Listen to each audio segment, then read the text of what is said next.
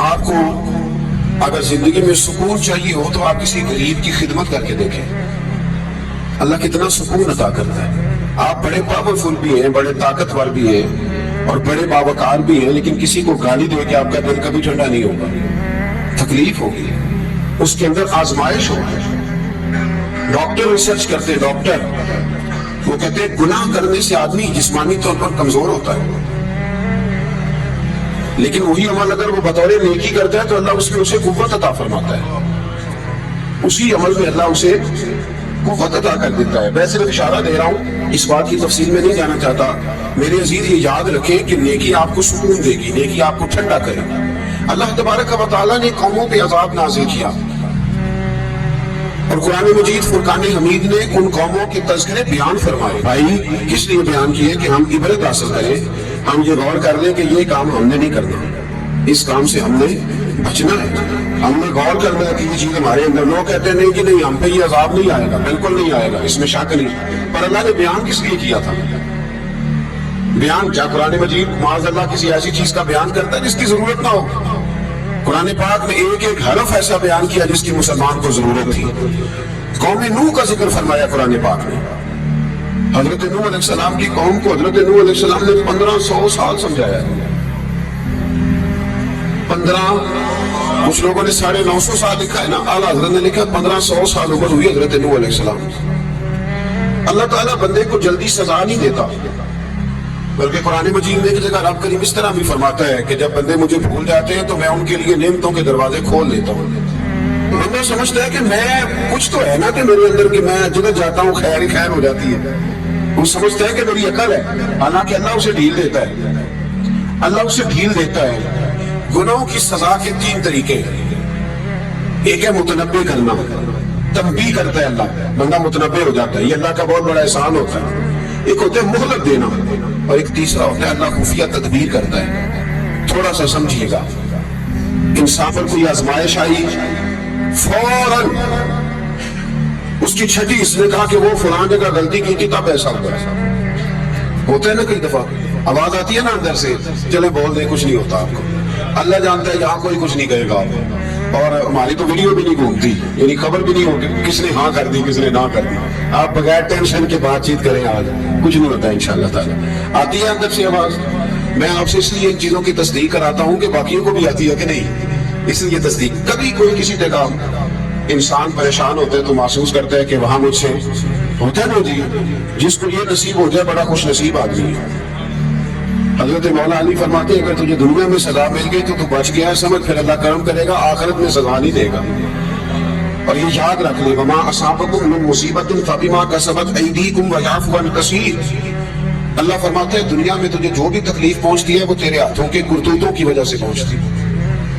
ویعفو عن کثیر، فرمایا کثیر گناہ کو میں ویسے ہی معاف کر دیتا ہوں۔ یہ جو تیری زندگی میں دکھ ہے نا، یہ بھی میری قلیل سزائیں ہیں۔ یہ کثیر پر سزا، یہ قلیل ہے، قلیل یہ جو تمہاری زندگی میں تکلیف ہے۔ انسان کو سزا ملتی۔ حضرت فضیل بن عیاض رحمۃ اللہ تعالیٰ نے گھوڑے پہ بیٹھے تھے، گھوڑا شرارت کرنے لگ گیا، اچھلنے لگ گیا، کودنے لگ گیا، تو حضرت فضیل بن عیاض نیچے اترے، ایک کونے میں جا کے نماز کی نیت باندھ لی، 2 رکعت نماز پڑھی، پھر دیر تک استغفار پڑھتے رہے، روتے رہے، دعا کرتے رہے، واپس آئے۔ خادم عرض کرنے لگے حضور سمجھ نہیں آئی، گھوڑے نے تھوڑی سی شرارت کی، وہ بدکا ہے، آپ نے اس کو چھوڑا ہے اور چھوڑ کر کے آپ نماز میں لگ گئے۔ تو حضرت فضیل بن عیاض فرمانے لگے جب بندہ اللہ کی نافرمانی کرتا ہے نا تو جو چیزیں اس کی فرما بردار ہوتی ہیں وہ اس کی نافرمانی کرنے لگ جاتی ہیں۔ تو مجھے محسوس ہوا تھا کہ میں نے کہیں اللہ کی نافرمانی کی ہے، اس لیے ایسا ہوا ہے کہ میرے گھوڑے نے میری، تو میں توبہ کرنے لگا ہوں۔ اور آپ دیکھتا ہوں بیٹھ کے بھلا کیا ہوتا ہے، میں نے سچی توبہ، حالانکہ مجھے یاد نہیں کہ میں کہاں بولا، پر کھری اور سچی توبہ کی، دوبارہ گھوڑے پہ بیٹھے تو گھوڑا بالکل صحیح ہو کے ساتھ چلنے لگ گیا۔ میرے بھائی جب یہ تنبیہ ہے اللہ کی طرف سے، یہ متنبع کیا جاتا ہے کہ تو بعد آ جا۔ بہت ساری جگہوں پہ انسان کو وقتی طور پر اگر سزا مل جائے، نبی پاک علیہ السلام کی خدمت میں ایک صحابی آئے، بات مضبوط کر کے واقعہ سنایا ہے نا، تو کچھ لوگ سمجھتے ہیں کہ یہ واقعہ ہے، تو میں ایک حدیث پاک امام بہقی کی لکھی ہوئی عرض کرتا ہوں۔ نبی پاک علیہ السلام کے ایک صحابی آئے اور ان کا سر پھٹا ہوا تھا، خون بہ رہا تھا۔ سرکار نے فرمایا کیا ہوا؟ عرض کی حضور ایک عورت جا رہی تھی، میری نظر پڑی، ابھی نظر پڑی ہے کہ میرے آگے ستون آ گیا تو میرے سر پہ لگ گیا. نبی پاک صلی اللہ علیہ وسلم نے فرمایا تیرے لیے خوشخبری ہے، اگر دنیا میں تیری غلطی کی تجھے سزا مل گیا تو پھر رب تجھے قیامت میں سزا نہیں دے گا.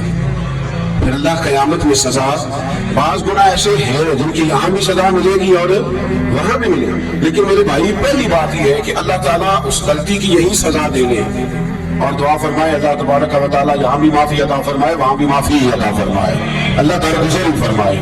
لیکن میرے بھائی ایک تو یہ سزا، ایک سزا یہ ہوتی ہے کہ انسان جب گناہ کرنے لگتا ہے تو اللہ نعمتوں کے دروازے کھولتا ہے، مہلت دیتا ہے.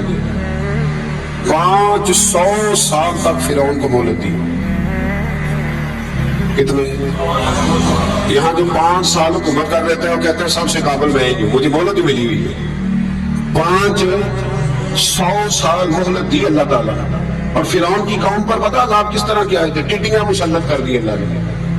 یہ گھومتی نہیں چھوٹی سی، ہم اپنی زبان میں اس کو کچھ لوگ مختلف ناموں سے یاد کرتے ہیں، کوئی مکڑی کہتا ہے، کوئی کچھ کہتا ہے. مسلط کر دی، جاتی نہیں. ان پر بنی اسرائیل کے ان مقابل جو فرعون کی قوم تھی ان پر الزام اس طرح کا عذاب آیا کہ مینڈک مسلط کر دیا اللہ تعالیٰ. برتن کھولتے تھے اندر مینڈک نکلتا تھا. دنیا کی ہر دوائی استعمال کرتے تھے لیکن مینڈک نکل آتا تھا. تھوڑا سا سمجھا کرے چیزوں کو. ہمارے رنگ نہیں زیادہ بڑھے کہ ہم پر عذاب نہیں آتا. کوئی بہت زیادہ اللہ تعالیٰ معاف فرمائے دولت نہیں جمع کرا بیٹھے شاہی خزانے میں کہ ہم سے پوچھا نہیں جائے گا. پر یہ مہلت ہے، مہلت کو مہلت سمجھو. پھر جب پکڑ آتی ہے نا اللہ کریم کی، میں نے دیکھا ہے کروڑوں روپیہ 6 اولادیں. ایک شخص کے بچے باہر سے آ رہے تھے، وہ بندہ بیمار تھا. مجھے کہنے لگا حضرت جی دعا کریں میں ان کے آنے سے پہلے مار جاؤں ورنہ آ کے مجھے مار دیں گے. دعا کریں. اتنی بے سکونی، کروڑوں روپیہ پڑا تو یہ عذاب نہیں؟ کوئی ضروری ہے کہ پتھر برسیں گے تو سمجھ آئے گی؟ یہ جو سگا بیٹا بوڑھے باپ کے قریب سے گزر جاتا ہے سلام نہیں لیتا تو اس کو عذاب نہیں سمجھتے؟ یہ جو امت کی بیٹیاں، امت کی بچیاں، ہماری بچیاں ایک سال کے اندر 75 76 ہزار بچی ایک ڈویژن سے بھاگ کے شادی کر رہی ہے اور ایک صوبے سے، تو اس کو آپ اللہ کا عذاب نہیں سمجھتے؟ یہ معمولی بات ہے؟ نہیں ہمارے رنگ ہو رہے ہیں، ہم بڑے سماعت ہیں. 1500 سال مہلت دی نوح علیہ السلام کی قوم کو. کتنے سال؟ بول کے بتائیے، بول کے دوبارہ بولیے. 1500 سال. کوئی آدمی اپنی سمارٹنس پہ خوش نہ ہو جائے کہ 20 سال ہو گئے میں تو نافرمانی بھی کر رہا ہوں، روٹی بھی پک رہی ہے، میں تو حرام بھی کھا رہا ہوں، پھر بھی سب ٹھیک ہے. 1500 سال مہلت دی. پھر حضرت نوح کہنے لگے اللہ میں نے تو بڑا سمجھایا نہیں باز آتا. تو رب کریم نے فرمایا کشتی بناؤ. اللہ کے پیغمبر کشتی بنانے لگے تو قوم مذاق اڑانے لگی. آپ کیا کرنے لگے ہو؟ آپ کشتی بنانے لگے ہو، خیر تو ہے، قوم مذاق اڑا رہی ہے. حضرت نوح علیہ السلام کا آپ نے کشتی بنائی، پانی کہاں سے نکلا؟ نہ بارشیں ہوئی نہ سیلاب آئے. ایک تنور تھا اس کے اندر سے پانی نکلنا شروع ہو. کبھی تو دور سے بھی پانی نکلا ہے.